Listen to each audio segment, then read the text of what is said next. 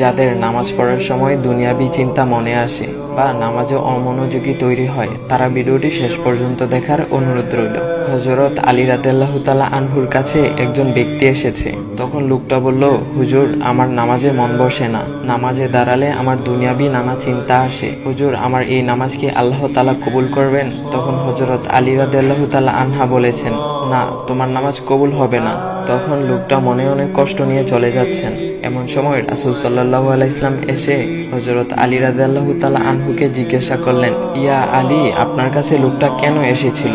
এসে দেখি মন খারাপ করে চলে গেল। কেন, কি হয়েছে, আমাকে বলুন। তখন আলী রাদিয়াল্লাহু তাআলা আনহু বলেন, তিনি আমার কাছে জানতে এসেছেন যে নামাজে দুনিয়াবি চিন্তা আসলে নামাজ হবে কিনা। আমি বলেছি, না, তোমার নামাজ কবুল হবে না। রাসূল সাল্লাল্লাহু আলাইহি ওয়াসাল্লাম তখন বলেন, ইয়া আলী, আপনাকে আমি একটা চাদর উপহার দিতে চাই, তবে একটা শর্ত আছে। আলী রাদিয়াল্লাহু তাআলা আনহু খুশি হয়ে বলেন, ইয়া রাসূলুল্লাহ, কি শর্ত তা বলুন, আমি আপনার সকল শর্ত মেনে নিব। বুঝতেই তো পারছেন রাসূল সাল্লাল্লাহু আলাইহি ওয়াসাল্লামের চাদর বলে কথা। তখন রাসূল সাল্লাল্লাহু আলাইহি ওয়াসাল্লাম বললেন, ইয়া আলী, আপনি যদি এই মুহূর্তে 2 রাকাত নামাজ একনিষ্ঠভাবে পড়তে পারেন দুনিয়াবি সকল চিন্তা দূর করে, তাহলে আমি আপনাকে সেই চাদরটি উপহার দেব। আলী রাদিয়াল্লাহু তাআলা আনহু বলেন, এটা তো সাধারণ ব্যাপার। আলী রাদিয়াল্লাহু তাআলা আনহু তখন নামাজে দাঁড়িয়ে গেলেন আর তিনি নামাজ পড়তে শুরু করলেন। এমন সময় তার মনের মধ্যে শুধু ভাবনা চিন্তা আসতে শুরু করলো, আচ্ছা, আমাকে যে রাসূল সাল্লাল্লাহু আলাইহি ওয়াসাল্লাম যে চাদরটা দিবেন, সেটা কি ফাতিমার চাদর নাকি রাসূল সাল্লাল্লাহু আলাইহি ওয়াসাল্লামের? আচ্ছা, চাদরখানা দেখতে কেমন হবে?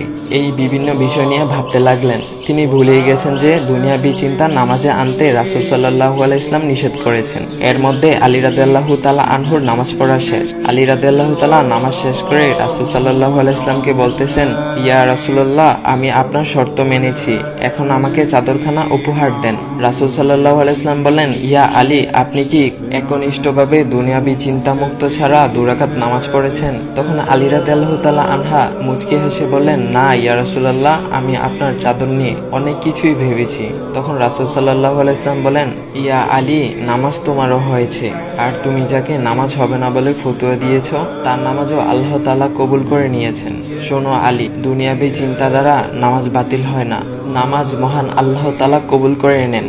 সকল ফরজ নিয়ম কানুন মেনে নামাজ পড়লে নামাজ হবে ইনশাল্লাহ। তবে আমাদের সকলের উচিত নামাজ আদায় করার সময় একমাত্র আল্লাহকে স্মরণ করে নামাজ আদায় করা।